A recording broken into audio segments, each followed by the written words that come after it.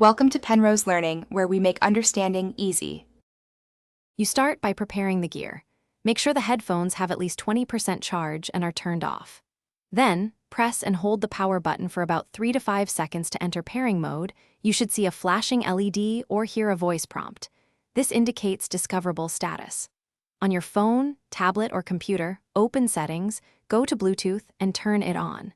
Doing these steps establishes the headset as a visible device so your source can find it. Once the headphones are discoverable, scan for devices on your source and tap the entry that begins with Sennheiser. You choose that listing because the headphones broadcast a unique name.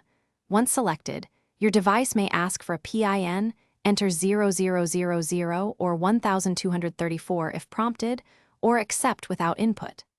After you approve pairing, wait for the confirmation message and a steady LED or voice cue. Make sure audio output switches to the headset in sound settings so you actually hear playback through the headphones. To finish, play a short audio clip and adjust volume.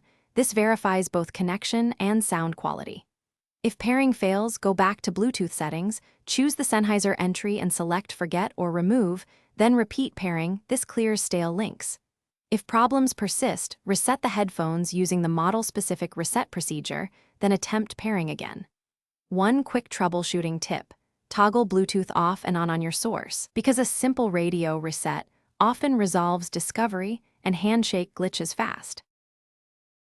Thanks for watching. If this was helpful, leave a like and consider subscribing. See you next time.